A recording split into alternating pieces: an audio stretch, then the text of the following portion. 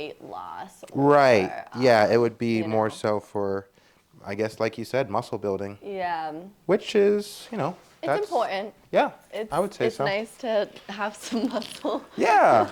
Yeah, but you look great. Thank you. Yeah, I and appreciate I that. think when it comes to someone like yourself who your health isn't in danger, right? Right. You're not morbidly obese. You look great. Then the priority so far as working out would be, I want to do this to feel good, to Yeah. mental clarity, things of that nature. So, Exactly. yeah. It's meditative as well, Hmm. obviously being in the gym and just getting to like center yourself and whatnot. Yeah. So Yeah. I do miss that. I think it's hard for me because I've been trying to work out at home, but there's just such a, like when you're at the gym and you're just like there, Hmm. it's so much easier to be in the moment. When you're home, it's like there's other things you can do. You Yeah. can kind of walk away and then come Yeah. back to it. And so I really need that like separate space to work out.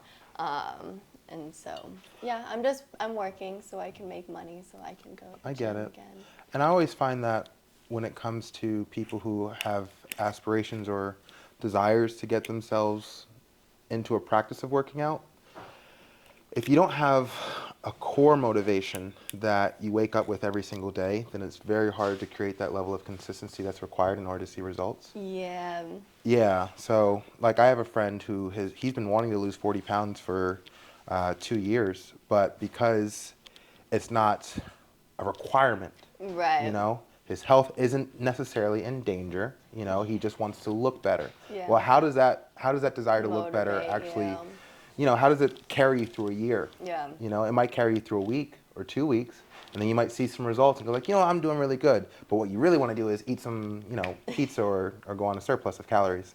Yeah. And yeah. I think it's learning how to do it here.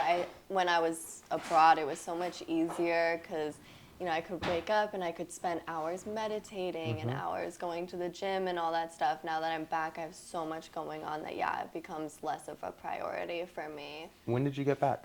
2.5 months ago.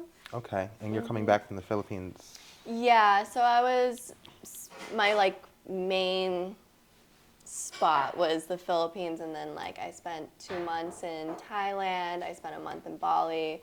I was island hopping around the Philippines. I went to Hmm. Japan, so I was just kind of like, And how long was that?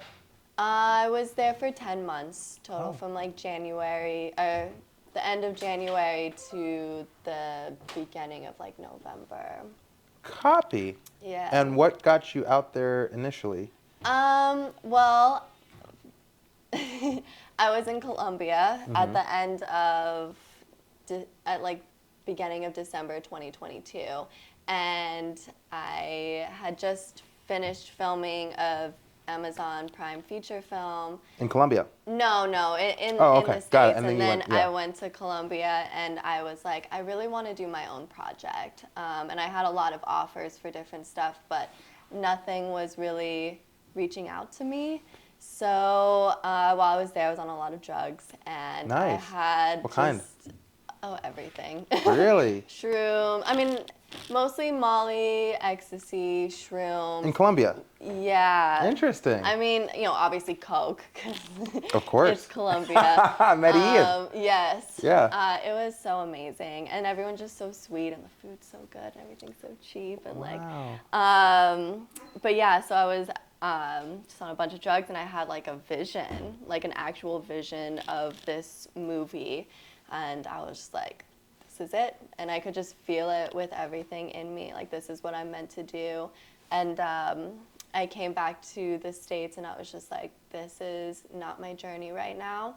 And I needed to do a lot of inner work, inner healing, and dealing with all this stuff before I can move on to the next level. So I hit up my family in the Philippines. They said they would give me an apartment for free.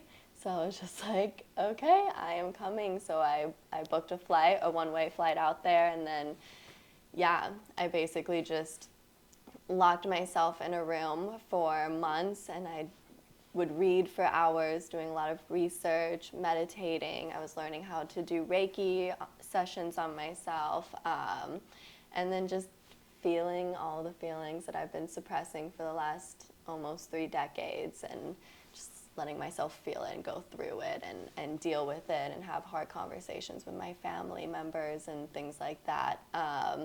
But then, with that, like, I also had time to take care of myself, eat well, and I could afford to eat the food that I wanted to. I could go and work out for hours and just focus on me. And it was a really beautiful experience. And then while I was doing that, I was also writing my script, and then I was modeling out there as well, just to make money. Wow. Yeah. Wow. I relate to a lot of what you just said. Yeah, that's really fascinating. I wish that more adults took opportunities like, and I understand that sometimes when you're in the throe of life, It's hard. it feels like you can't find an opportunity to give yourself. I gave myself a year to do exactly what you just described, which was just focus on the self, on what's going on in here and what's going on in here, and it was a transformative year. Yeah, And by the end definitely. of it, I was forever changed in the most best possible way. Yeah. But I notice, and it's similar to, I'm sure you can understand, is that when you interact with people who haven't done that, you see all of the inner demons Yeah. that they are projecting outwards into their interactions with other people. And it's like, man, if you just took the time, 3 months, 6 months, a year, if you took that time to journal and Yeah. meditate and actually figure out where your anxiety and your fears are actually coming from, Yeah. then when you emerge back out into the world, you're able to interact with people in a much more positive way. And you learn how to regulate your emotions, which I Precisely, yeah. think was one of the hardest things for me. When I would feel things, so intensely, and I didn't know how to deal with it. I didn't know how to communicate it. And I would just go in these very intense spirals for such a long time because I didn't know how to deal with what I was feeling. And I would suppress it, and I would, try to Yeah. put myself in so much stuff so I couldn't deal with it. And I think that was one of the hardest things, like, getting out of that survival mode. In the Philippines with my family, I had my rent taken care of, my utilities taken care of, my food taken care of. We had maids and chefs and drivers and people to help with whatever I needed. And so it was very weird that moment when I realized I had nothing to worry about. And it was like, then what do you think about? Yes. What do you do with your time? Yeah. I don't Man, know. man, no, you're really onto something. And gosh, it sucks that we have to work, Yeah. because I feel that the whole 9 to 5 and specifically working a job that doesn't excite you, it doesn't Doesn't feed stimulate. your Yeah, it soul. doesn't feed Yeah. your soul. That's how people kind of get stuck in this rut of not being able to focus on their actual needs. And we're not talking Exactly. about like concrete needs such as like feeding yourself and having a roof over your head and things of that nature. We're talking about like the spiritual needs.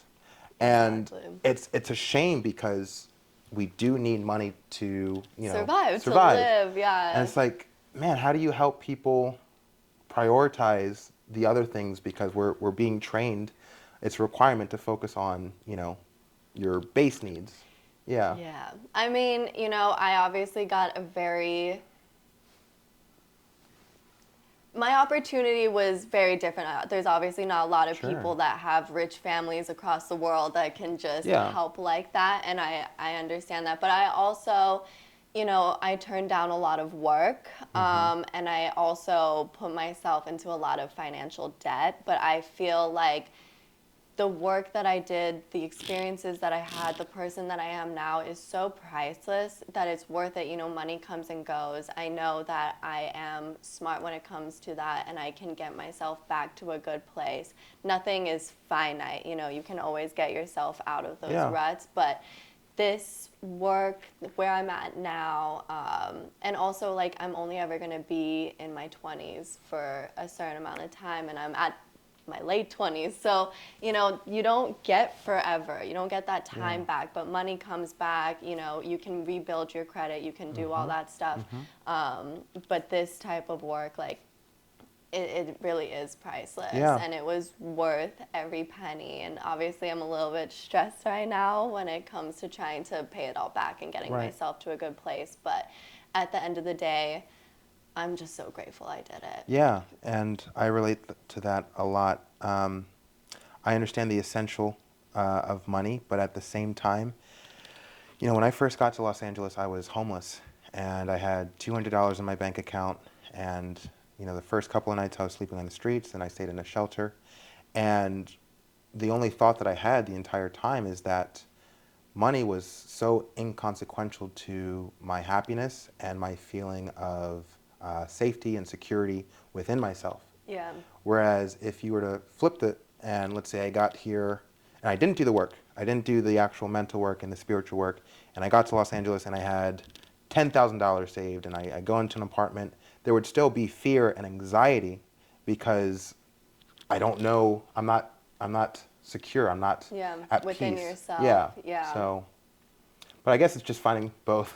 Yeah, but learning how to not live in fear, like you said, and also not giving yourself excuses. I mean, I was the biggest person like living in fear and just like, oh, I can't because of this. I can't because I don't have the money. Oh, if Right. I do this, then I'll be able to. When I get to here, then I'll feel safe enough to whatever. And I just realized that's not, you just have to do it. Yeah. Yeah, and honestly, that actually kind of segues into the main reason why I invited you over here, just to talk because I know that you are, well, there was this post that you put up on Instagram where you were looking for collaborators. Yeah. Yeah, creatives, artists, specifically in the entertainment industry, Yeah. and you had a very big list. Producers, casting directors, Yeah. makeup artists, costume designers. It was like the whole 9 yards. Everyone. Yeah. Yeah. And that really, I mean, you know, I've always been interested in you and your journey and your Thank career. you. But seeing that post, it kind of put a light bulb in my head because I have a similar desire to network. But what I wanted to say is that, so we got money as a currency, but I also see as I'm getting more and more immersed in networking and collaboration, I see that almost as its own form of currency. Oh, it is. Yeah. Yeah, because when you actually establish a strong network of like-minded individuals who have their own aspirations, and when you guys collaborate, it's for a shared goal and an individual goal, then all of a sudden money becomes less of a priority and it's more about how can we Come together to make this exactly. happen. Yeah. Yeah, yeah. So that's kind of the topic that I wanted to discuss with you, and I would love to kind of give the floor to you as to tell me about that post. Well, I think 2024 is definitely a big year for me producing wise. I am producing 2 TV shows, 2 feature films, a web series, and I am also, as I told you before, I'm working on my own feature film as well. I just brought on 2 co-writers to help me finish my script and get things finalized, and then I will be producing that and acting in that as well. So as I'm kind of getting to the nitty gritty of getting everything together, I was just like, okay, I have a huge network of people, and I am so grateful for all of the amazing people that I've met, but I'm always trying to expand my network and build, you know, a bigger team, especially as I grow and I expand. Obviously my team needs to as well. So I was just like, you know what? I've never posted on Threads really, but let me just try. I was not expecting, I think almost like 500 people reached out to me wanting to connect, wanting to work with me, wanting me to see their work. And I was overwhelmed, but in the best way. I definitely was not expecting that much engagement, but just seeing, you know, our community coming together, especially after 2023 when there was the strike, the writer's strike and the SAG and everything, and you know, we weren't working. I think we're all just very hungry to come together and work together and bring all of these projects that have been on hold through COVID, through the strikes, and just start getting things out there again. Absolutely. So 500 creatives and artists reached out to you. Yeah. How are you managing? You know, it was difficult at first. You know, I was trying to stay very on top of it because, you know, I would respond to one or two and then like 10 more would come in and I'm just like, oh my goodness. You know, I had a lot of them also, especially if they were like actors or they had, you know, any sort of show reel, acting reel, whatever to show me. You know, I would give them my email and be like, hey, just send this to me so that I can have it, so that when I am looking for people, I can go through and see who has sent me stuff, what their reels look like, things that they've worked on, and then I can give it to the client, to the director, to whoever's looking for it, the other producers, and be like, here's someone else that I have for us to look at, because obviously having the more options, the better. So that was kind of my segue. I've tried to have conversations. I've been doing these like events that I've been hosting. Yes, I've seen that. So I did my first one this weekend. And that one was just a very small one, just like a At a small coffee shop, right? yeah, meetup. I think those honestly are way better because they're so intimate and you really get the space to one-on-one connect with people. And then we had a lit manager there that, you know, helps segue books into feature films. Beautiful. So he, you know, really gave so much insight. And the people that were there, they ended up asking him. Q&A went for over an hour and a half, almost 2 hours, because there was just so much knowledge that he had to give all of us. And even I was like, oh my God, I learned so much that I didn't know. And so that was also a good way. You know, I was telling people, if you want to work with me, if you want to get to know me, and I want to get to know all of you, come meet me in person. That way, you know, we can also see how we vibe in person, because I'm very big on my production sets and with my teams. They're all curated. You know, it's very important when you're going to be on set for 16 plus hours a day. You want to make sure that you guys work well together, that your frequencies align with each other, and that everything works symbiotically with each other. So, you know, that's why I like to have a very big network of people, because some people will work really amazing together and not with others. And it's not that they're like not good people or whatever, but everyone has their own frequencies, their own ways of working and all of that stuff. And I think that that is a huge part of my success as a producer, is being able to curate these teams that work well towards whatever goal that we are doing.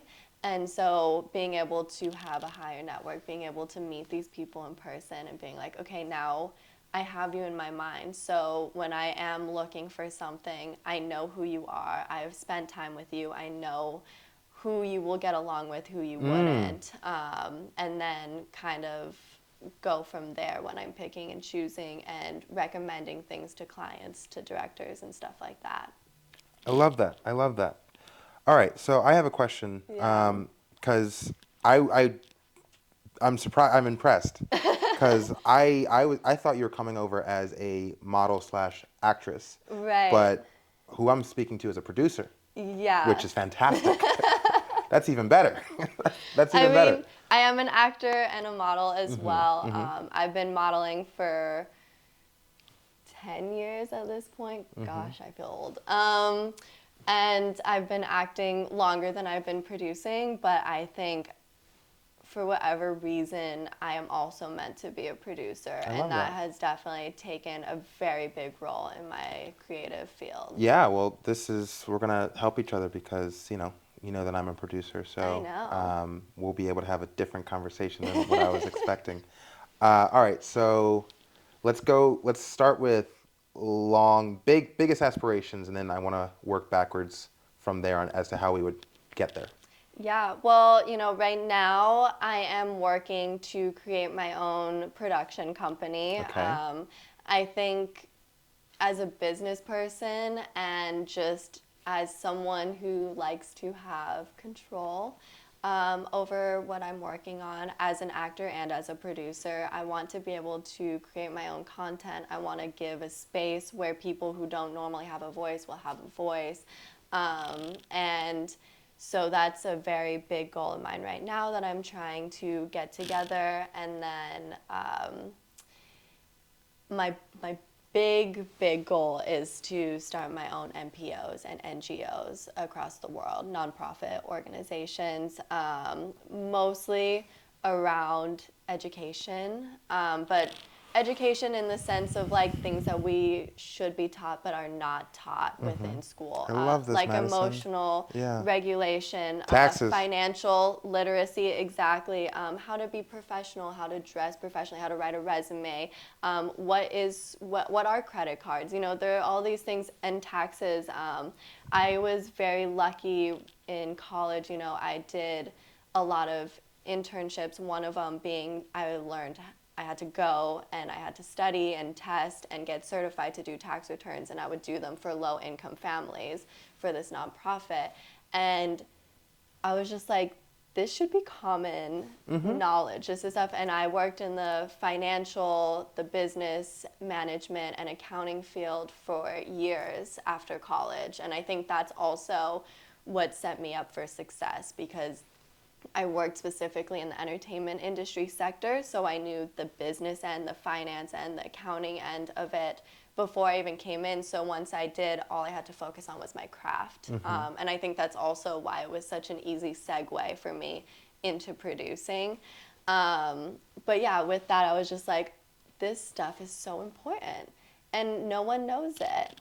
And like, just the difference between what does it mean to be a W-4 worker versus a 1099, how much are you deducting, all of that stuff.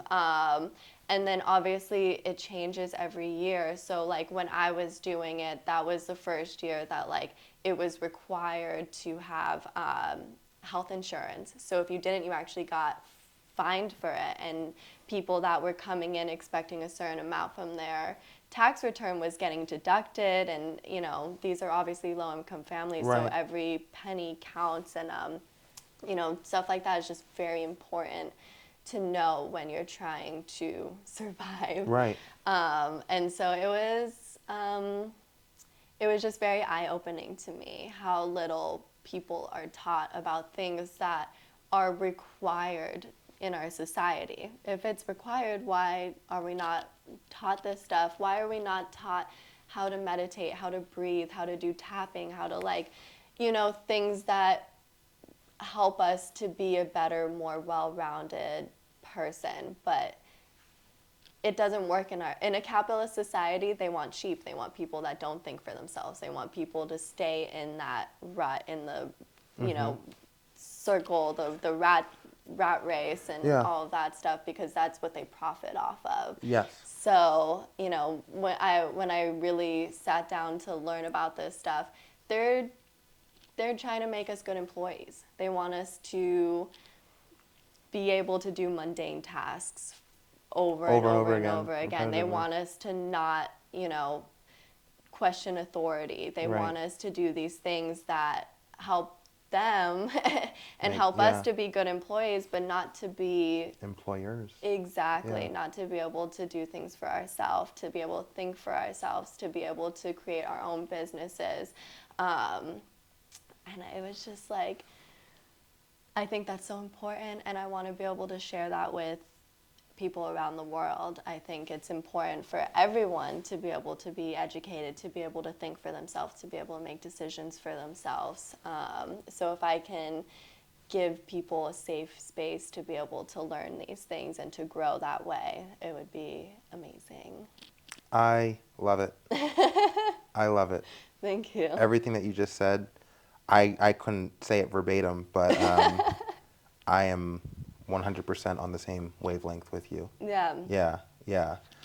Okay, wow. All right.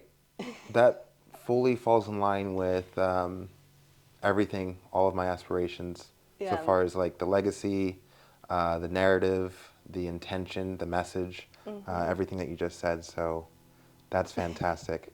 Thank Okay, you. next question is, because I love your philosophy and I love your intentions, how do you convey these intentions through your artistry or your content? I think for me, it is just being super raw and honest and Okay. living in your truth. And then also taking what you have learned, what has helped you grow, and spreading that out to people and giving them those tools. I mean, you can give someone a toolbox, but if they never decide to Right. use it, that's on them. But Right.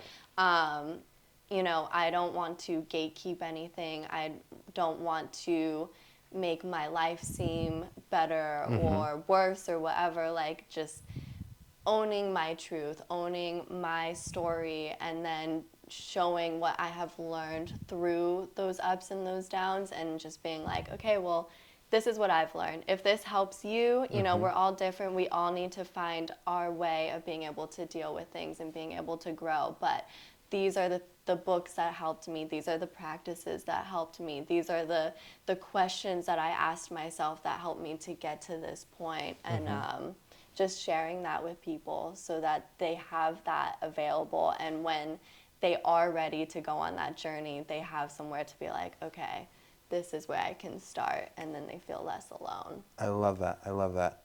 Um, so far as the stories that you're looking to tell, you told me that you are working on a feature, and then there's 2 TV shows and a web series. Yeah. Are you able to give some I can give a little bit. Okay. I mean, I Whatever can you're comfortable for with. my own Right. story, the one that I'm writing. That one is definitely focused on my own personal spiritual journey and, just traveling and all the stuff that I learned and went through this past year in 2023, and like the things that led up to it to get me there and Love all it. of that stuff. It's definitely a very much like Eat, Pray, Love meets like Inception, everything, everywhere, all at once. So it has like very trippy meditation Oh my scenes God, and Madison. I knew that we clicked. yes. So it's more of the spiritual journey and the steps that you take throughout that journey, because I think the more that you get into your spirituality, you realize that there are very specific steps that we all take to be able to get to a more enlightened version of ourselves. We all think it's different, but it's really not. We have our own ways of getting there and stuff, but they're just like very key things that you have to learn, that you have to go through, that you have to learn those lessons that get you to the next level to be able to do that and go forward. So it's definitely more of that spiritual process than it is like a coming of age story, but it's also both, and it's telling it through my story. So it's based on true events. Yes. I love it. Beautiful. Beautiful. Okay. Let me process because I'm just I threw a lot at you. no. I know. I'm just so amazed that we're like so aligned. It's like, oh man, kismet, you know? Yeah, well, I feel like since I've been on this journey, you really do attract the people. Like they just come to you. That's the craziest thing. Like I'll just be sitting there and they just come to me, and it's so beautiful, and you talk to them and you realize like, wow, we were meant to talk right now. We were Yeah. meant to go on this journey separately to come back together again. And Well, can I briefly comment on why you made such an impression on me? yeah, And please. I would say that this could be, I mean, this really should be reflected upon for future aspiring artists and professionals. You were so, there was such a level of respect for me and respect for yourself in our interactions that that's really what left an indelible mark on me. Thank you. Whereas I would say most people, because you came on as a non-speaking role. Yes. Yeah, it was like a last minute, we had to fill a position, and you did not present yourself as a non-speaking. Does that make sense? Yeah. You walked with confidence and a fantastic demeanor. Thank There you. was so much positive, and you're also very willing to make sure that like you're looking to do a job well.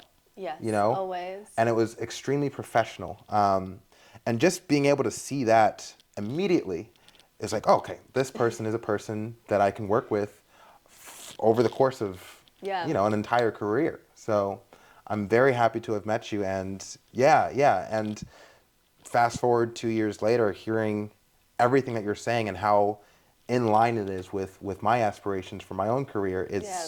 kind of mind-blowing.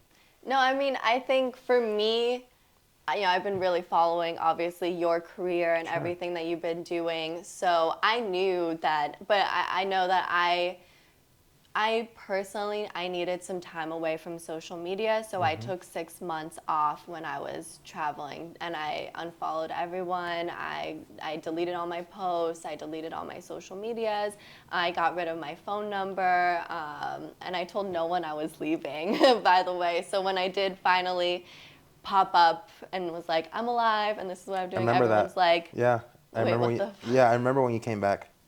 yeah. Yeah, yeah. And I very much appreciate all the people that stayed. I assumed that I was going to lose a lot more followers and supporters through, just not being around. And the fact that so many people still stayed and was there for me and was so happy to see me come back and to hear about everything, that was just like it really feels like a family, and Yeah. I'm very appreciative of that. But since coming back, I've obviously been trying to keep up with what everyone's been doing and all of that stuff. So I mean, I knew that you were on that same sort of path, and so I was very excited when you asked me to come onto a podcast. I mean, I would be happy to have this conversation with you, just Sure. ourselves, but might as well, I have a lot of these conversations and I'm like, it really should be recorded. I agree. I think people should hear this stuff because Yeah. I'm always talking. I cannot have a normal conversation, Sure. like a basic. That's how it should be. Yeah, so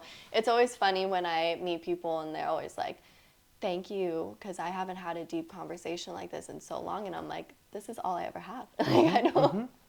I won't have anything else, Yeah. but it's important to share these things. It's important to be open. It's important to, it's a symbiotic relationship. I'm here to teach you. You're here to teach me. There's a reason why we're in each other's lives. So, like, let's learn from each other. Let's grow. Amen. Amen. Yeah, I agree. I would say that these are the only conversations that I'm interested in having. And so far as the podcast is concerned, this is more for, I think anyone who watches this, they'll be able to like get some inspiration and stuff like that.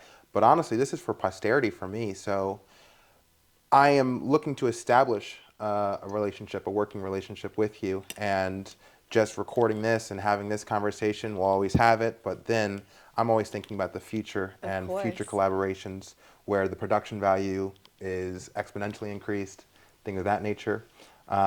The show that I'll pitch to you right now is I have a dream where, so you're familiar with the Marvel Cinematic Universe? Yes. I want to do the same thing, only have a Furyverse. But the Furyverse consists of real life individuals that I interact with. So myself would be the star. You would be the star. My training partner, who we're both preparing to become the faces of natural bodybuilding, he would be the star. Yeah. And we all have our own very different journeys. But instead of having fictional characters that an audience is looking up to and saying, oh, Captain America is so cool, instead Right. it's real life individuals all taking on their own individual paths. But it's done in a way where people are inspired just from Interesting. seeing how we're able to interact and collaborate in such Everyday a heroes. yeah, exactly. Okay. Yeah. I like that concept. Yeah. And then at the same time, the real intention is to show just how collaboration is supposed to look. Right. Because we all have our own individual goals, but the ability to interact with each other and help each other get to our specific goals, that's really the key that I'm looking to, that's the message that I'm looking to send out to the world. Yeah, I Yeah. mean, especially in our career, but every career that I've had, like it's all about collaboration. It's all about coming together, Yeah. and I wouldn't be here. You can't do this alone. No, you can't. So the people that you have around you, the team that you create, the team that you work towards these goals with are huge in your success. Yeah, and you know what I'm actually struggling with, and perhaps you could give me some of your own perspective on it. So we have you here, and you've got your own specific aspirations and passions and drives. I have my own. There are other people in my life that have motivation. What about the people in your life or my life that don't have motivation beyond just the day to day? Do they have any value to you? Do they stay in your life? How do you even incorporate them into, because if you're moving fast, Right. yeah, I'm looking for perspective on it. Yeah, I think it depends on my relationship with them, of course. There are a lot of people that you have to let go of in order to move forward. Because these attachments, they'll weigh you down at the end of the day. So there are just certain things that you have to let go of. But there's also, family members and stuff where they're just, I hope they will eventually get to this point, but I don't know if they ever will. And I won't completely cut off that relationship because they are important to me. I think just learning that they are who they are and not trying to change them and not trying to I think it's hard when you're going through this journey. You kind of well, I did it, so you should be able to. I stopped using these excuses, so you should be able to do this too. But everyone's different. Everyone has their own journeys. Some people don't learn the lessons and they kind of just stay in this. So I just kind of adjusted how my relationship is to them, so that it doesn't hurt me, but I don't lose the good times as well with them, because there's always going to be pros and cons to everything. You're not always going to have great experiences, but my family, especially since going to the Philippines, have been so important to me, and the time that I get to spend with them, these memories that I get to have with them. I think I've been so focused on myself and my career that I didn't take time for these very important relationships that help foster you. So learning, okay, where can we be symbiotic? Where do we have frequencies that are the same, and focus on that and foster that? And then the things that aren't, we do separate a little bit more. And it has changed my relationship and my dynamics with a lot of my family members and a lot of my friends, but I think in a more productive way. Where we're not at each other's throats, we're not trying to change each other, and I kind of let them be them. I let them take the path that they're meant to take, and I do mine. And then when it is beneficial for both of us to come together, then we do. I like that. I like that. Granted, you're speaking for family members, and that's an Yeah, entirely different beast because we have this familial bond. exactly. So there's a desire, it's almost obligatory, but it also goes beyond obligation. It's, Yeah. Family, blood, and all that stuff. But when it comes to a And friends yeah, or, yeah. I mean, I've unfortunately had to let a lot of them go, and I don't mind catching up a little bit, Okay. but to me, it's just that I don't have the time or energy to do that. I have so much going into my career right now. Right. I have very little time even for me and for my family and for the people that are on the same wavelength, that I don't want to take out as much time to be with these people, because at the end of the day, they drain me. And they take all of the energy that I spent so much time creating, and then I'm the one left oh, Yeah. I need a break. I need time to get myself back up, and then they get to leave inspired and happy and having all of the energy that they just took from me. And if they really need me at the end of the day, of course I'll be there. But it's what do you need me for?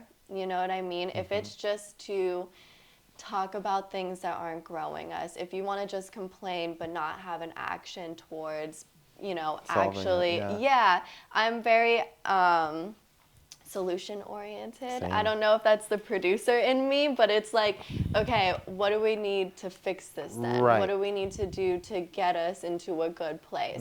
If you need a second to just vent and get things out, I understand that. We all need to do that. I have to do that also, sometimes just get it out of me. But then afterwards it's okay, now what do we do? How do we get to solving this? And if they aren't, then it's okay, you got your stuff out, whatever. If here's my advice to you, take it or leave it, and then I have to move on with my life. You know what Right. I mean? Yeah, I feel like recently, and I guess this ties in with my whole mission. I'm starting to perceive a distinction between two different classes of people, and there's the creatives slash the artists, and you and I belong in that class, and Yeah. then there is the consumer of our Of the, creations and yes. our art. And I'm getting to the point now, and I'm sure there's more classes that I could think about and ponder, but I don't know. I feel like I'm a very black and white individual, and I'm looking to kind of make things binary. Mm-hmm. And when I see things in this perspective, when I meet a person who is a consumer and I see zero intention to create or Mm-hmm. express themselves in an artistic way or change their reality in a way that fits more with like how they think that the world should look, Right. I place them in the category of consumer, and then and I'm just being honest, I no longer see the value Right. because you're just here to consume. So in that regard, everything is a whole. Everything is yin and yang. We are nothing without people consuming our work. Agreed. And as the value that they bring to us is a different perspective. Of course, I prefer to talk about this stuff with creatives, with artists, with people who feel the same passion, that understand. But I need the people that also don't, because they are part of who consumes my work. I need to hear that perspective. I need to know what's going on in their mind, because that is a totally different perspective that me and the people that are in my frequency would never think about. That's actually really good. Yeah, I haven't But you even. need Yeah. both. Yeah, Okay, so kind of, yeah, if we're selling to the consumer, then it's good to know how the consumer thinks. exactly. All right, You don't have to agree with it, but right. it will always be beneficial for you to see all sides of it when you're going into your art and how you Okay. want it to be expressed to people. All right, and I can see where you're going with this, and this is really going to help me. How do I get them to the same level of value? Because we're not You like, can't. okay, You can't. all right, And that's part of the difficulty, and I think that's why you enjoy sharing your work and all of that stuff with other creatives, because we understand that we're on that same frequency. But again, just to know where they're at, even if they don't understand it, even if they can't grasp it, even if they can't put themselves into a higher frequency to be able to understand it the same way, they are consuming it. They still have their own thoughts, their own feelings, their own things that tie into it. And even if it's at a lower vibration, you don't know where that can take them. And even if it's just a seed planting, you know what I mean? Where it's like years and years down the line, all of a sudden there's like, oh my God, I get it, and then it kind of sparks this whole journey into actually figuring themselves out. You can't force them to, but you can just put your artwork out there and hope that eventually it will speak to those people. that's beautifully said. Yeah, I hope that helped. no, it's actually very helpful. Man, okay. All right, give me a second. Let me. Yeah. Okay, yeah, Processing. that was beautiful. Thank you so much for that. Yeah, of That's very course. helpful. I have a fear of low frequency people. It's hard. Yeah, my whole thing is that I want the way I see it, and this is full transparency. We're just talking here. I want to bring as many people who are willing to the level of frequency or the height that I'm at, and then anyone who's not interested, and just leave them be, and I don't really interact with them at Right. all. But I'm learning that there are people that might not be able to, or might not have the desire, might not be willing to put in the effort, because it does require effort in order to get to this kind of wavelength Yeah. or frequency, or however you want to describe it. It requires conscious intention. Yeah. And if you're not willing to commit yourself to that intention, then you do. It's also scary. I think a lot of people do not talk about that. Like for me, I know I probably sound like I'm so wise and I'm in a great place, and I am, but like they didn't see the process. During that, I was crying every day. I was so alone. I was so scared Yeah. because you're not only letting go of this identity, it's an ego death at the end of it. Like you're letting go of your identity and everything that you know. Like that is such a hard transition. And you're also alone through it because there is no one except for a very few amount of people that are going through it, and they're also going through it. They're also trying to find their own way, and they can't answer these questions for you. Right. You have to. Yeah. It's so scary. Yeah, and I the was timing is always terrified different. Yeah. every day. Yeah. Every day I'm like, what am I doing? I'm waking up in a different country by myself, doing this work with no help. Like, it's overwhelming and it's scary and it's very, very difficult. And so I think having that empathy for the fact that, like, people can't, and then also that love for yourself, like, wow, I really did it. And I really pushed through that fear, through the scared and all of the hard work that it took. And I was able to get here and showing how big of an accomplishment that really is, you know? Right, and I completely agree with all of that. I think I still struggle with, I understand fear, Yeah. and I have a familiarity with it, but I also value the overcoming of fears. And when it comes to individuals who have, you see, no discernible effort to overcome your own fears or even acknowledge them, Yeah. that's when I do struggle with. I have, I think, a kind of cutthroat or coldness to me where I Right. don't want to interact with anyone who doesn't want to overcome their fears. And I understand that. Yeah. You know, obviously, like I was saying, I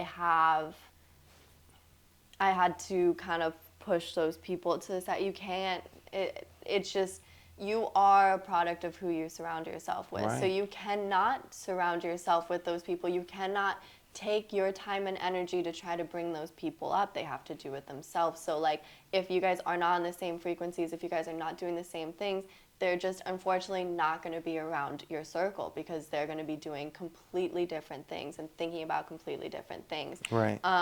But part of the forgiving, part of like the journey that I've been on personally, spiritually, is that forgiveness and that compassion and realizing that everyone's not going to be the same and not everyone's going to be able to learn the lessons that they were meant to be on this earth to learn. They're going to have to do it all over again to try to learn these lessons. And that's just a part of life. Yeah. It's the yin to the yang, it's the good to the bad. Like there's always going to be another side to it, and that is also what helps you to see how beautiful your side is, you know, to be able to stay in that gratitude. Because if everyone was like this, then it would just be normal, then it would, you know, it wouldn't be as special. Like there's something special about the fact that we were able to do this, and having those people is that constant reminder of like, okay, I did it. But that doesn't mean you have to spend all your time with them. You again, all you can do is put your own message out there and all the things that you've learned, and if they come across it, if they want to decide to do their own work, then awesome. But you can't change them. You let them do them, you keep doing you, and eventually, hopefully, they will want to I like it. do their own part. Yeah, I like it. That works for me. Switching gears, Yeah. because I really like how you articulate all that, and I receive it. Resonates. Switching gears. How do I ask this question? Currencies. Going back to currencies, we have money as a currency. We have networking and collaboration as a currency. Let's talk about following. Having a following and that being a form of currency. For example, in the past 3 weeks, I went viral. I know. Yeah. Congratulations. Awesome. 3 weeks ago, I had 1,200 followers, and then now I have 49,000. And I'm trying to understand, because I understand that there is a currency. This is a currency, but I'm not fully, because it just happened, Right. not fully understanding exactly what to do with the currency. And I would love to get any thoughts. You know, I think that is also something that I have been trying to constantly learn. Obviously, there's a way to monetize it that I don't think I've really tapped into yet. For me personally, all I try to do is, again, to stay as raw and real and truthful as I can with my audience, and just showing them the good and the bad of my life, and the fact that it's not all just like I don't want it to just be a curated, like, oh look, I'm just a pretty girl that does always fun things and always happy. Like, that's not life. I want it to be very real. And I want to inspire people. Like, it means so much to me when I have people reaching out just like with these long paragraphs about how I changed their life, how I inspire them, how I've helped them, and all of that stuff. And me speaking my truth has helped them overcome whatever, to be able to be open and honest about their stuff. But yeah, I mean, it's weird. It's weird to have so many eyes on you. It's weird to have people following you, people as fans. I think that's something that I'm still getting used to as well.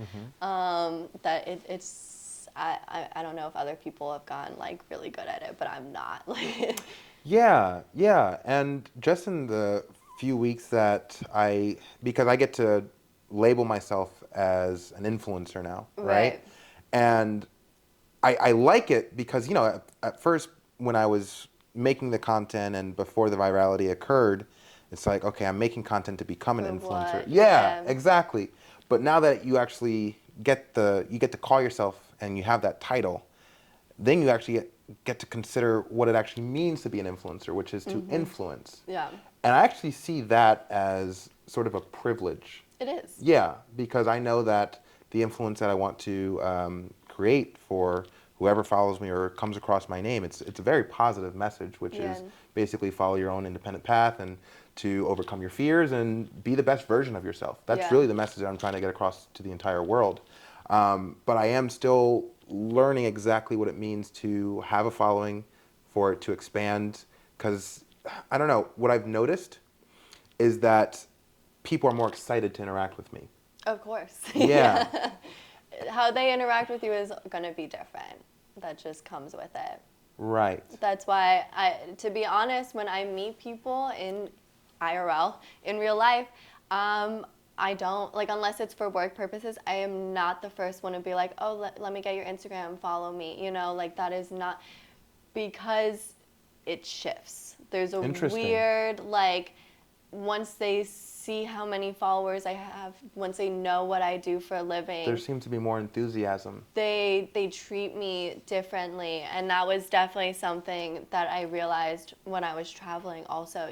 Like, they would treat me very normal, whatever, and not in a bad way. Like, it was still very great, whatever. But then once they did eventually want to follow me or whatever, and do the whole Instagram thing, then it all became like, oh, like, why are you with us? Like, oh, you're so cool. Oh, like, whatever, like, blah, blah, blah. And it became more about, like, what I do and how many followers I have, and all of that stuff. And those are not the conversations that I want to be having. I want to be having real conversations about stuff that's more than just my social media and my work, and what's going on inside, what's going on here in this present moment. And Right. so I think that has been another reason why I've been had kind of an aversion to my Instagram and my social media and stuff. Like, I don't want it to be such a big identifier for me, but I know it is, and I want to take what I do have and do positive things with it. Yeah, I would like to, perhaps we can illustrate the pros of having a bigger following. Um, would you say, and let's just apply it to our own specific aspirations to being successful producers. Yeah. How are you, or how have you, or how would you use your platform in order to, as a form of currency and to be a producer?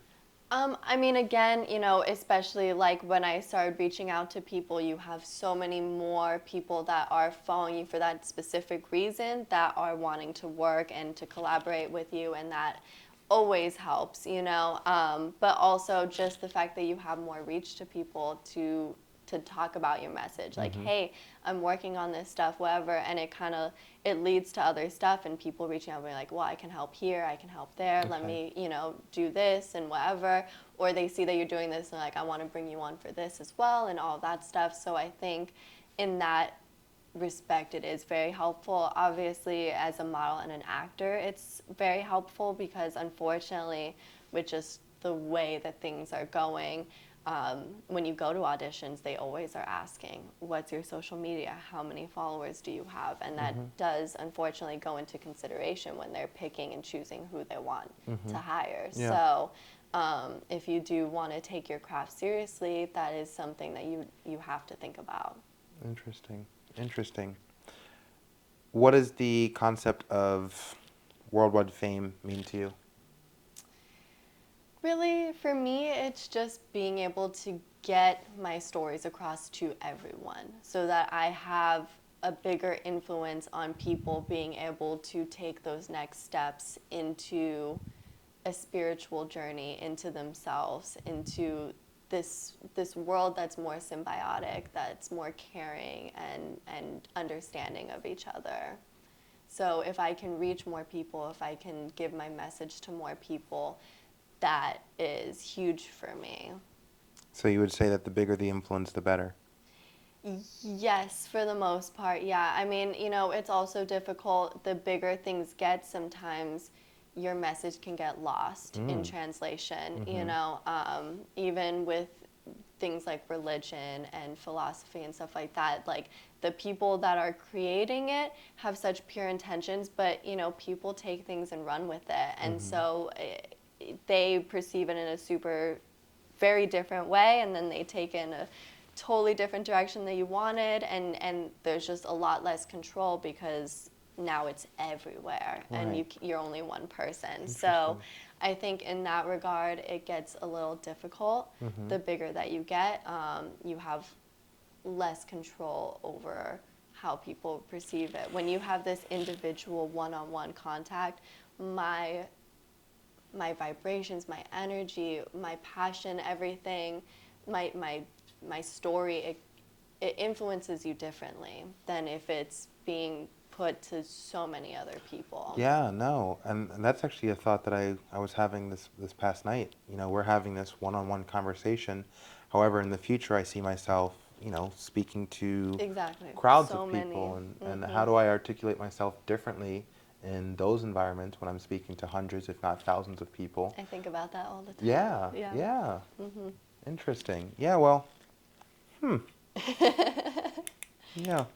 I think it's something that, we figure out when we get there. And again, it's just to the people that we do reach the way that we want to, that means I did my job, Yeah, I feel like my success is really predicated upon the intention.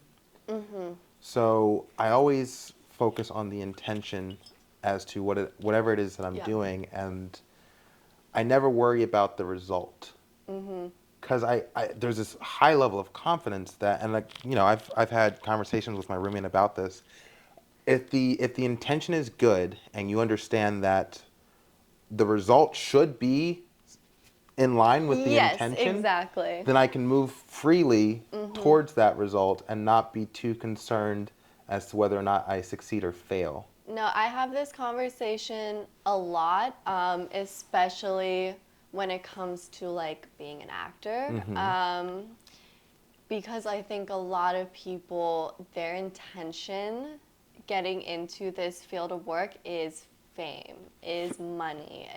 It's not the right intention, and I think that's why a lot of them fail, or even if they succeed, they don't succeed for very long, because if you're in this just to make money, this is not the career for you. If you're in this just to be famous, you're not doing it for the right reasons. When you meet a real artist, like, the art comes before everything, and then the fame, the recognition, all of that stuff just comes. That's just a byproduct of your work and your success. But that should not be the moving force for it, because you're going to do so much unmonetized work. You're going to do so many things that are unpaid and not getting recognition and rejection. And it's like, if you don't have something deeper within you to want to keep going, why would you? Yeah, wow.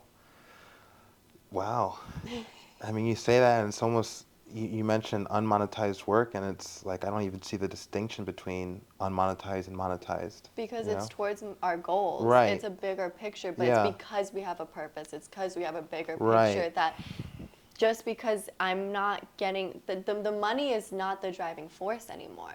It's where I'm going to, the making my own production company, doing this, Mm-hmm. whatever, like that is the reason why I'm doing this. So now my intentions are so different. If I'm doing it just to make money, then I wouldn't be working on these certain projects. I wouldn't be doing this work, but I know that it's for something bigger, and Yeah. that's why I'm willing to put in the extra work, the extra effort. I love that. And you really hit the nail on the head when it comes to money can't be the goal Mhm. because then it changes your entire perception of the world, Exactly. you know? You're not really experiencing life to the fullest if the only thing that you're focused on is the attaining of money, you know? Exactly. Hmm. Hmm. And if you're doing what you're supposed to be doing at the Mm-hmm. best that you can, the money is going to come. You should never be worried about that at the end of the day, because you know that your work is worth being monetized. But you just have to get to that it takes time to get to that point. So you have to prove it to yourself. You have to prove it to other people by doing all of this work first. And like you were saying, one of the things that stood out to you, and I think a big reason for my success so quickly, because I just started. I had no formal training, by the Mm-hmm. way, as an actor. I have no formal training. I did not go to school for this. I didn't know what I was doing. But I got as far as I did because I didn't take any opportunity lightly. I came professional. I always did way more work than I needed to. I would end up being PAing on most of the sets. I did like background and stuff because I'm like, I want to be seen. I want to learn. I want to be a sponge and get all of the knowledge that I can to Mm-hmm. move myself forward. And people see that, and people see that professionalism that you bring, but you have to want that for yourself. Why would I do all that extra work if it was just for money? You know Yeah. what I mean? Yeah. Like, Yeah. because you're not going to get paid extra because you did some PA work. They don't care. You know what I mean? You're not going to get extra money for bringing way more wardrobe than you're supposed to. You're not going to get extra money because you showed up an hour before even the crew is there. Like, that doesn't equate to anything, but those things shine through, and that's what keeps people wanting to give you more chances and letting you continue to go to the next level and trying to figure that out, and learning from there. Absolutely. Hmm. Absolutely. And that kind of segues into the next question I was going to ask you. Perfect. Yeah. How do I word this? What core principles would you say exist within you in relation to how you interact with people, if any? I think for me, I feel like I just keep saying the same thing, but just respect for one is Mm-hmm. huge. Like, and just being a kind, genuine person, like that right there, I think, again, is another reason why I got so much opportunity when I didn't necessarily have this skill yet, because I was nice. Mm-hmm. Because I would talk to you. I don't care if you're the person driving the car. I don't care if they're the person doing the paperwork. I don't care if you're the director. I don't care if you're the PA. Like, I don't care if you're background or you're the biggest talent. Like, I'm going to talk to everyone with respect. I don't care who you are, what you're doing. Like, you are a human being. You deserve respect. You deserve to be heard. You deserve to be listened to. And unfortunately, I think that is not something that is very common, especially in LA. And everyone's kind of just doing stuff to get something. So if they don't feel like they can get something from you, Mm. they're not going to talk to you. Yeah. So having someone that genuinely wants to talk to you, wants to hear how your day is, to hear from you and all that stuff, it resonates with people, and then they want to help you and they want to root for you, and that has been a huge part of my success. I love that. Also, I recall in the time that we were working together, you came off very present.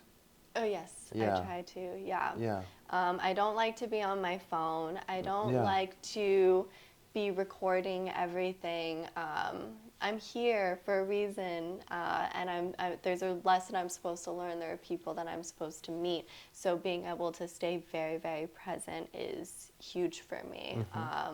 Like honestly, if I could just not have a phone, I wouldn't. Like when am way bigger and I can just have an assistant come and tell me whatever. I'm not gonna have a phone. I'm gonna have a flip phone. There's gonna be like 5 people that have that Yeah, number. yeah. But because it takes away from being able to be here and see what's really going on and to be with the people that you're here with.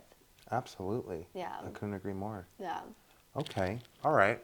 Well, let's finish off with future collaborations because this is a form of collaboration, and we're both producers climbing the ranks in Hollywood. I know that you have a feature-length film that's coming out, or that you're working on producing, Yeah. right? And then it's two TV shows and a web series. Yeah, two feature films, 2 TV shows, a web series, and then I'm writing a script that I will be producing as well. Okay. Okay. Fascinating. Yeah. That's a lot of work. It is a lot. I mean, right now I am focused on 1 feature film, 1 TV show, the web series, and then writing my script. So the other TV show and the other movie are after these things get done, but obviously that's still a lot. Yeah. And until you get funding, I don't know if people know how it works, but until you get funding, investors, executive producers, a lot of the work that you're doing in the beginning is unpaid. Yeah. So on top of that, that means I have to get other gigs and side stuff and work on other projects as well to be able to make money while I'm Yeah. working on bringing those people in. So it's definitely a lot. Yeah, it is. I would say that just from my own experience of being a producer, um, right now I'm working on a documentary, and then after the documentary is completed, I do intend on putting all of my energy into this television series that I Yeah. mentioned. The way I'm pitching it is, you ever seen Entourage? Of course, yes. Oh, great, yeah. I'm looking to create Entourage only for content creators. Okay. And the first couple of seasons would start in the fitness industry because that's Yeah. how Yeah. I'm branded myself as that. And then as soon as we can, it evolves from fitness into just content creation Right. at large. And we want to cast the biggest net onto the world as possible, where it's not just Hollywood. We're interacting with content creators. Yeah, it's encompassing. Yeah, Of exactly, everything. exactly. But there is a lot that I need to learn between now and me actually pitching that Yeah. show. So far as funding and getting backers and investors and all that kind of stuff. And I love what you're doing with the fact that you're networking and creating those events. I would love to attend one Yeah, definitely. if it works and we can actually make that availability. But yeah, I see you as a great role model Thank you. and a great person to work with. Thank So, you. Yeah. Yeah, that's, I mean, huge at the end of the day. I want people to walk away from the work that they do with me happy that they collaborated with me, happy that they were working with me. So, and it's nice because even on my small, just background or whatever, I've had people come to me that I haven't seen in years and just be like, the thing that was most memorable was how kind you were. Yeah. And how nice it was to be on set with you and how you made me feel. And that just, that will forever be like one of the biggest driving forces for me to keep going. But I mean, I love your pitch for a TV series. I definitely would love to try to be a part of it as much as I can. I think the thing that I am learning as I'm working on my TV shows, it is so much harder than doing a feature film. Okay. Just because you can do a lot more with feature films. They take a lot less work. You can put it into the film festival circuit.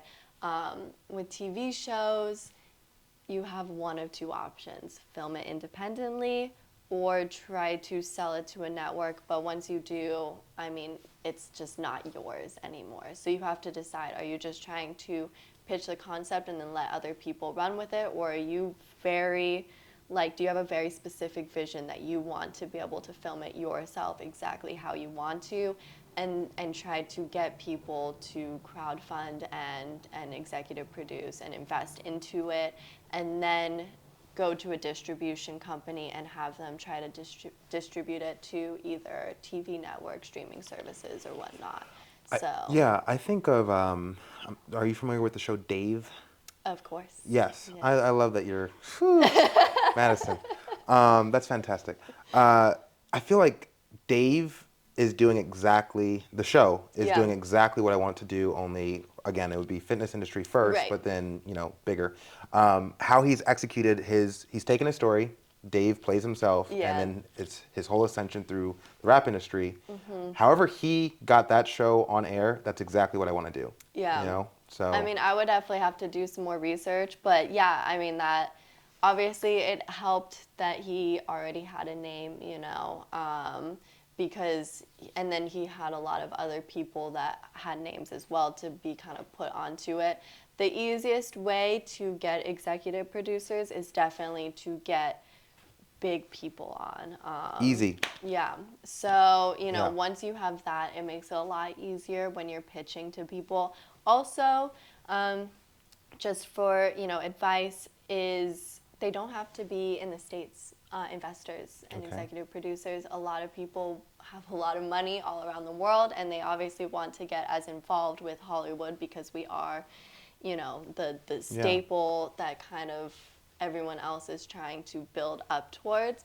So, I'm working on pitching to people because my film is going to take place, hopefully, in Colombia, in Thailand, in the Philippines. So I'm trying to go to these people and pitch to them, being like, I'm going to be showcasing. I would love to have your support. I would love to have some extra money to be able to put towards traveling and getting all of this stuff so that we can do it here. And I know that you want yours to be all encompassing as well, so Yeah. that's something that you can think about when you're trying to get investors and people to put money towards your projects. Yes, I love that. You have a thing. Well, all right, I have two questions. I think we have time.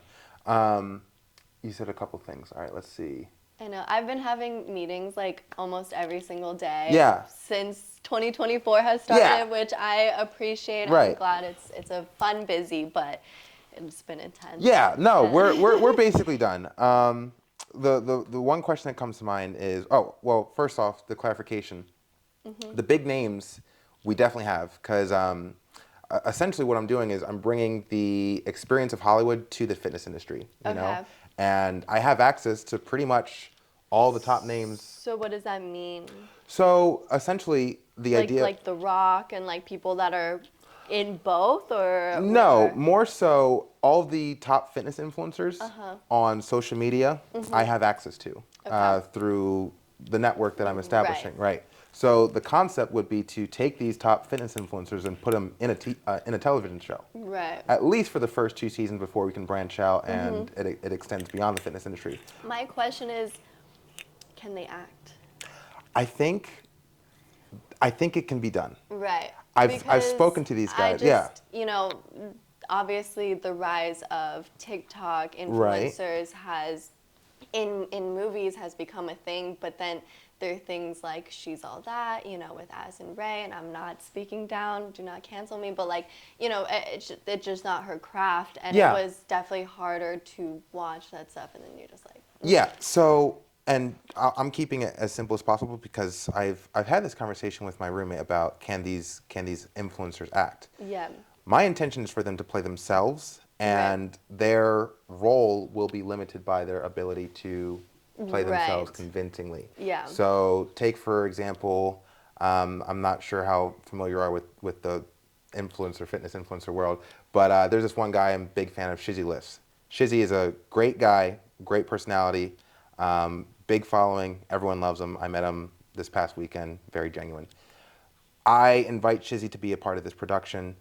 We give him some lines. He's playing himself. If he comes off stiff, then it's like, okay, you're in one scene, Right. and we're dapping each other up. Hey, we're gonna meet up at the gym later, and we'll train. And Yeah. that's the scene. and then you can do like B-roll of him Exactly. and stuff like that. Exactly. And we keep it very simple. Now, if Shizzy or another person happens to play themselves quite convincingly, Yeah. let's get a whole scene. Let's get a whole episode Yeah. where I'm hanging out with this guy and he's telling me about his life troubles and his journey to get from point A to point B, and it's Yeah. more of a encompassing or a better perspective on who the actual character is. Do you think that you would have the capability to bring someone on that is both like The Rock, like Arnold Schwarzenegger, even if they're not going to be, even if they're older and they can't necessarily work out like they used to, like just I to be on see, for like. I see Arnold definitely being a great cameo. Mhm. I also, man, The Rock would be huge, Yeah. but I'm also not crossing him off. Yeah, Right. yeah. I think everyone's up for grabs, to tell you the truth. I mean, people have been able to get crazy Yeah. people onto their stuff. I just watched this girl. She has like maybe like 28,000 followers, which I mean is basically about as much as I have. But she was able to get Jacob. Don't A Lordy, is that how you say his last tall name? guy. Yeah, yeah, from Euphoria. She was able to get him on her music video There you as go. like the main person. I was just like, Yeah. so should I hit him up and ask him to be in my TV show? Like if Absolutely. that's like, Yeah. but And I think that's how we should start thinking as Yeah. producers, is that everyone is up for grabs. We might not Exactly. have the proper backing, but again, it's different forms of currency. And part of pitching to them is, you work with them, like, what is your rate? What are you willing Exactly. to work for? And then that's when you go to these executive producers and be like, hey, when we get X amount of money, they are coming on 100%. And then that gives them an incentive to be like, okay, then let's get you to This X amount of money. Yeah. And even if they can't give you all of it, they can try to introduce you to other people and whatnot Okay. and all of that. And that was my final question, which is executive producers slash investors. Where would I go? Where would I start if I wanted to? Right now, the documentary is my primary source of, that's my primary focus. Right. Even that project it requires some level of budget because it's going to require some traveling in the future. Yeah. It's going to be a 3-year project. So that's going to require some funding. I was thinking like a Kickstarter or crowdfunding. Yeah, I think if it's something that's small like that and that also is kind of more for everyone, I think that could be a lot easier, especially because you are so connected within that community to be able to get people surrounded in that and being able to have your high influence friends also post and get people like, oh, okay, okay. like, if Yeah. this is something that you're working on or that you're passionate about, then their followers will probably, Makes sense. want to participate in it. And then obviously, with those like Kickstarters and crowdfunding, the more that they give, the more that they get. If you're willing to put in X amount of money, you can spend a day with us, or you can come to the premiere, or like something like that, where they're like, it gives them an incentive to want to give more.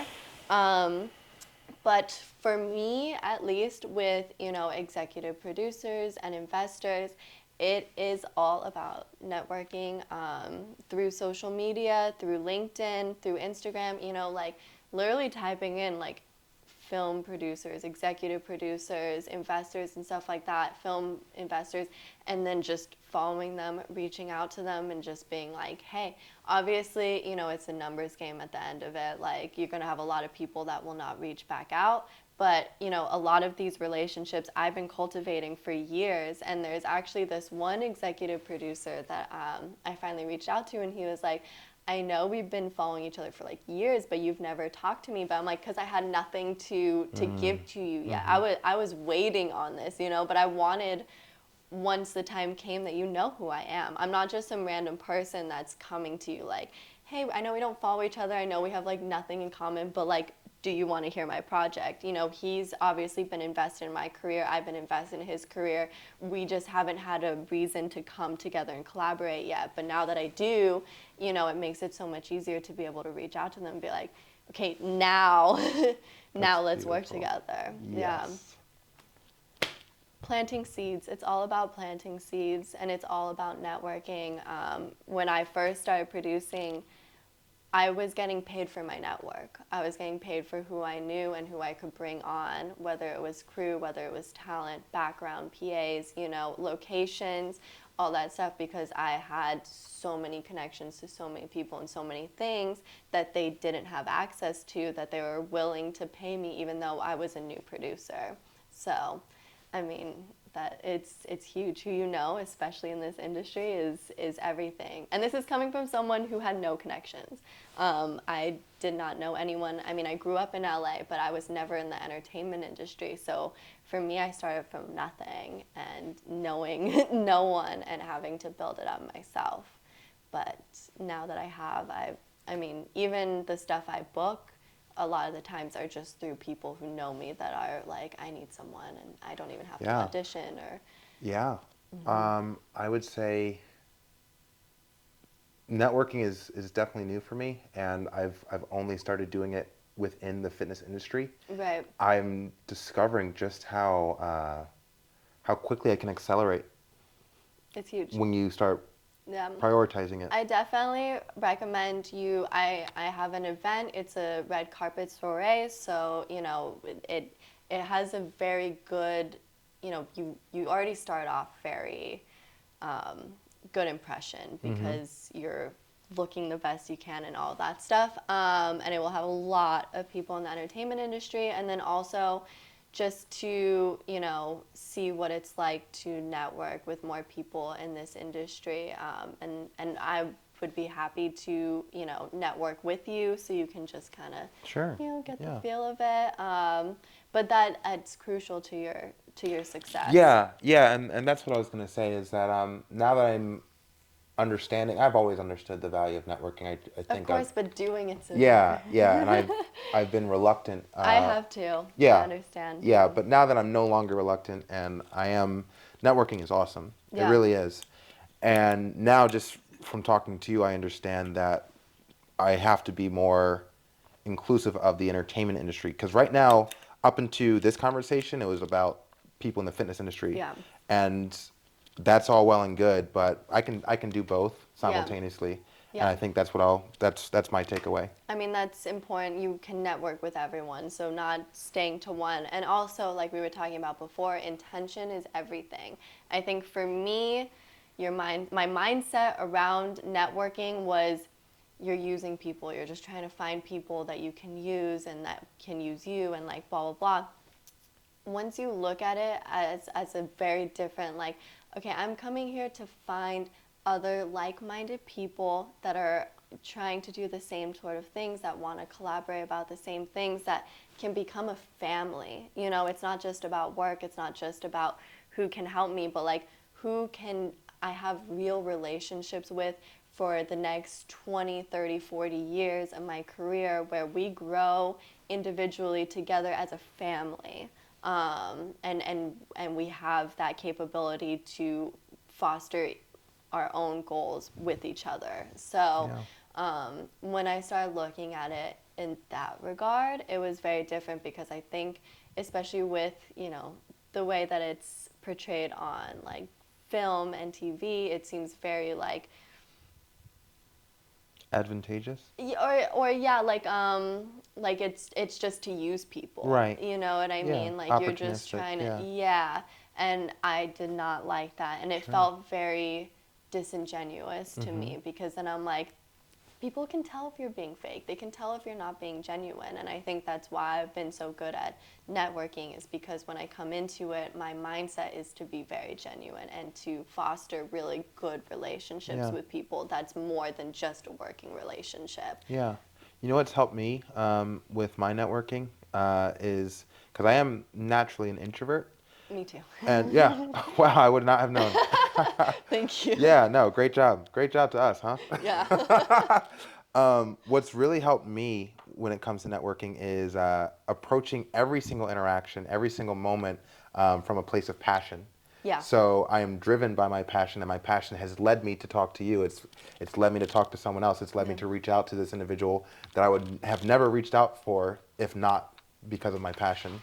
And not just that, people feel it. Like when I talk with passion, like no matter what it is, even if they don't care about it, they're like, I'm so intrigued just Right. because you're so Yeah, the in twinkle, it. the twinkle Yeah, in the when eyes. you're talking Yeah. about it, that it just gets me wild up as well. And I'm like, okay, cool. Yeah, and then they start thinking about their own passions. Yeah, exactly. It not only invigorates you, but it invigorates the person that you're speaking with. And that's what I've Exactly. discovered about the value of passion. Yeah. Yeah. No, it's literally so huge, especially, now that I found a project that I'm so passionate about personally that has been kind of guiding my whole last year and this year.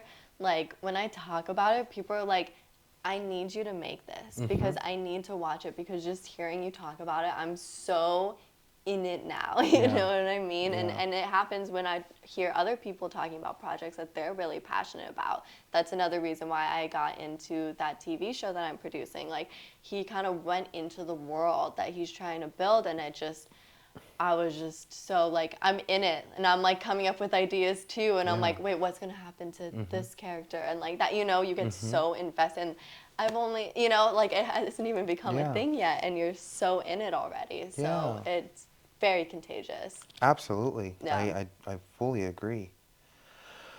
Wow. How do you feel?